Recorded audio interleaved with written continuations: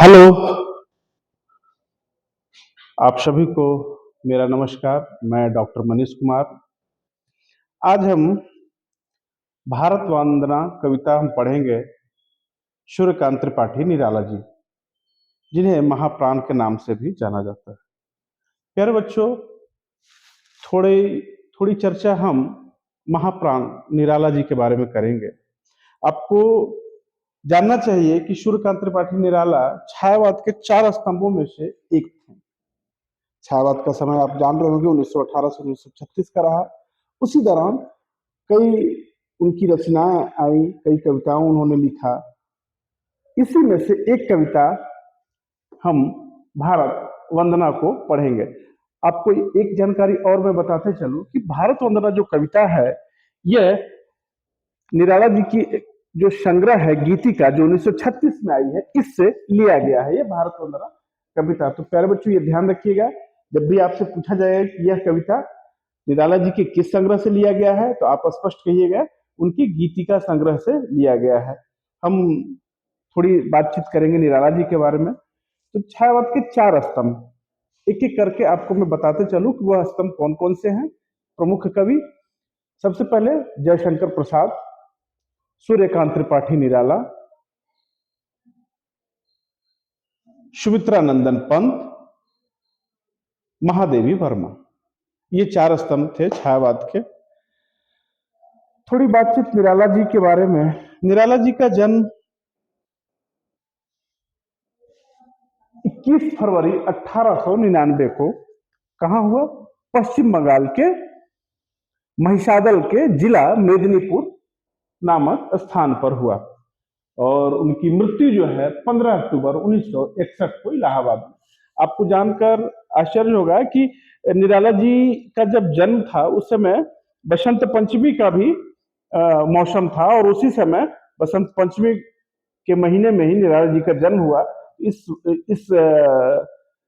उपलक्ष्य में हर एक महाविद्यालयों में, हर एक संस्थाओं में निराला जी का जन्म हम बसंत पंचमी के दिन उत्सव के रूप में मनाते हैं। तो अब हम बातचीत करते हैं भारत वंदना। भारत वंदना कविता कोई साधारण कविता नहीं है। ये भारत की स्तुति है, भारत की वंदना है। ये देशभक्ति से ओतप्रोत कविता है। आपको जानना चाहिए वो समय, वो दौर कौन सा था। 1936 का वो दौर था, भारत गुलाम था।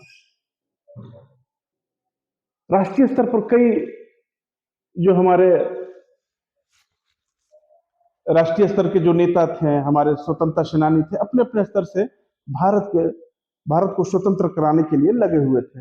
लेकिन वहीं हमारे कविगण अपनी कविताओं के माध्यम से जन जन तक अपनी बातों को पहुंचा रहे थे कि भारत के वासी जागो, हे भारत के मानस पुत्र जागो, कब तक सोओगे, हमारा भारत गुलाम है, इसे स्वतंत्र कराने की जरूरत है। तो देशवासियों को जगाने का भी यह शानदार कविता है, और भारत के स्तुति की भी गान है इसमें।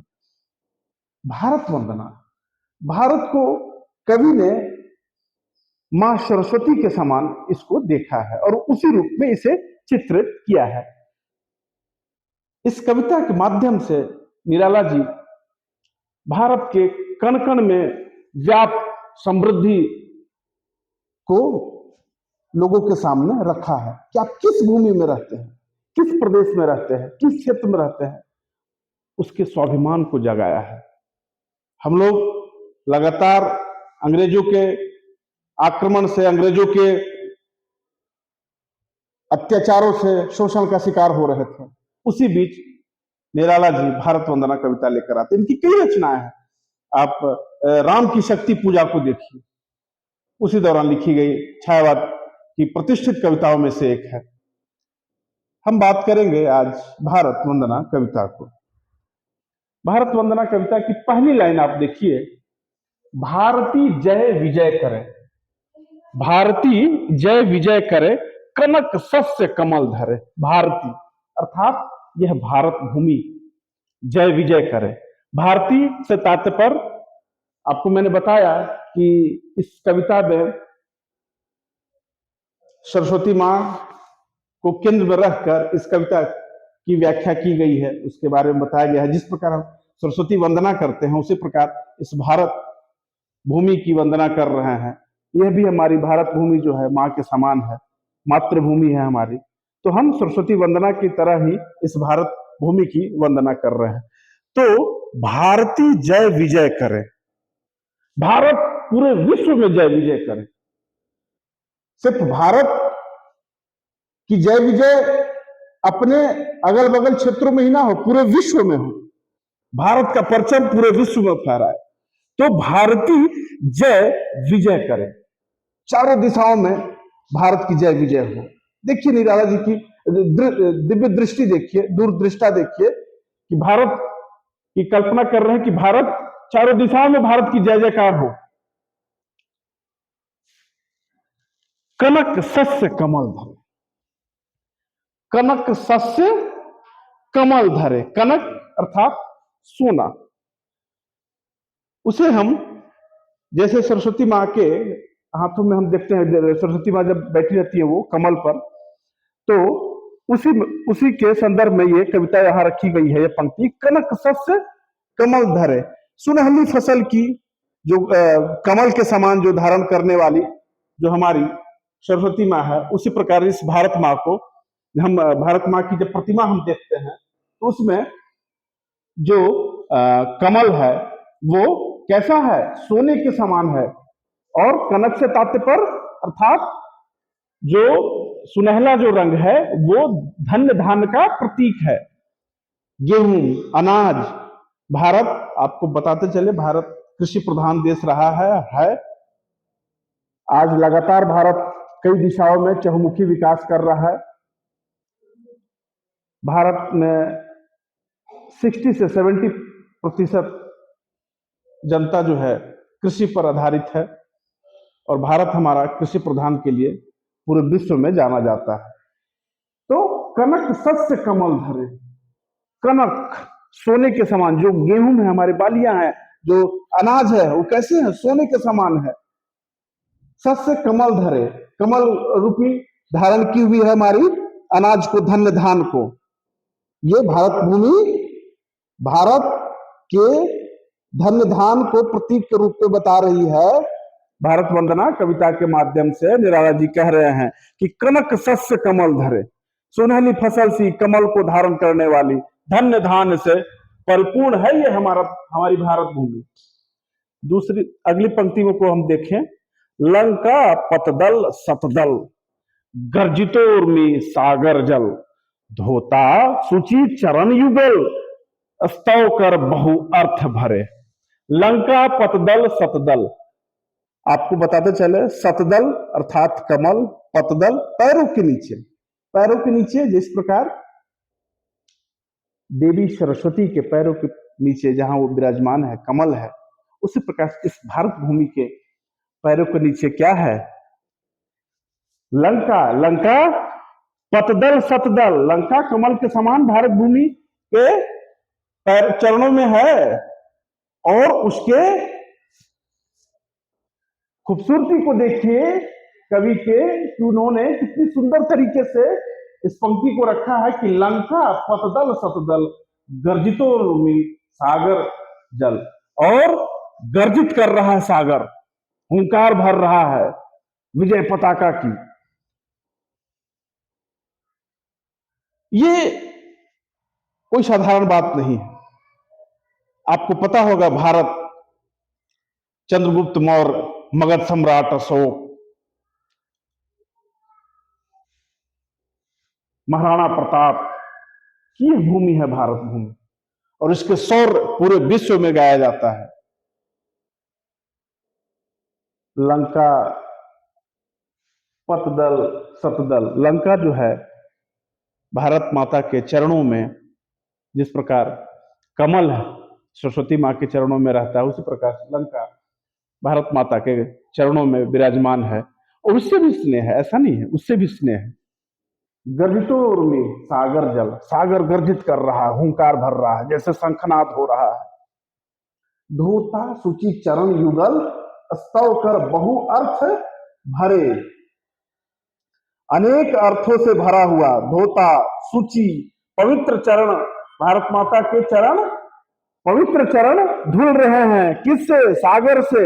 स्तव कर बहु अर्थ भरे, अनेक अर्थों से भरे हुए स्तव कर रहा है, वंदन हो रहा है। किसकी? भारत माता की स्तुति हो रही है।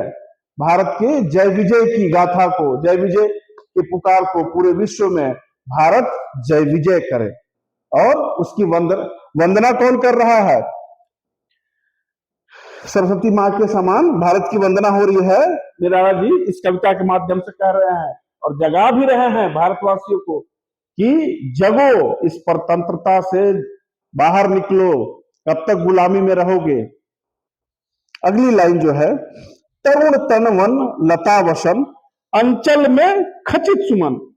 आप भारत माता की मूर्ति आप देखेंगे, हरा रंग का उनका जो साड़ी है, तरुण तन वन लता वसन, वनस्पतियों से भरा हुआ है हमारा भारत। खनिज संपदा, वनस्पति, जंगल, तमाम तरह के वनस्पतियों से हमारा भारत भरा हुआ है। और जो भारत माता की जो साड़ी जो है वो वनस्पतियों को रेखांकित कर रही है। तरुण तन वन लता वसन, अंचल में खचित सुमन, भरा हुआ है अंचल में। सामान्य रूप से आप इसे ना देखें, भारत जो है कृषि प्रधान देश रहा है, यहाँ धन्य धान्य से परिपूर्ण है, खनिज संपदा से भरा हुआ है। और भारत माता की जो साड़ी जो है हरे रंग की, वो किसका प्रतीक है? तरुण वसन, क्योंकि भारत वनस्पतियों से भरा हुआ है, जंगलों से भरा हुआ है। तो उसका यहां हम देख रहे हैं कि तरुण तनवन लता वसन, अंचल में खचित सुमन, गांव गांव जंगलों में खनिज संपदा से भरा हुआ है। भारत के प्राकृतिक सौंदर्य का वर्णन इस कविता के माध्यम से निराला जी कर रहे हैं। अगली लाइन जो है, गंगा ज्योतिर जल कण, धवल धार हार लगे। गंगा ज्योतिर जल कण, गंगा, इस भारत भूमि में गंगा यमुना जैसी पवित्र नदियां बहती हैं, जहां पूरे विश्व से लोग आते हैं उस नदी को देखने, जहां भारत के कई बड़े क्षेत्र इस नदियों से सिंचित होते हैं, कृषि होता है बड़े पैमाने पर। जो नदी है भारत माता के हार के समान है। आप ध्यान देंगे, यह नदी उत्तराखंड से निकलकर पश्चिम बंगाल के गंगा सागर में जाकर गिरती है और एकदम जैसे हार के समान यू आकार का। तो इसी में वो निराला जी बता रहे हैं कि गंगा ज्योतिर जल कण, गंगा के जो चमकते जल हैं, वो कण हैं, वो चमचमा रहे हैं जैसे सूर्य की रोशनी पड़ रही है। और वो गंगा के जो गर्जित ज्योतिर्जल कण, ज्योतिर्जल मतलब एकदम चमचमाता हुआ जो उनके कण है, जो गंगा प्रवाहमान है लगातार, वो धवल धार हार लगे। धवल धार अर्थात धवल मतलब सफेद हार के समान है।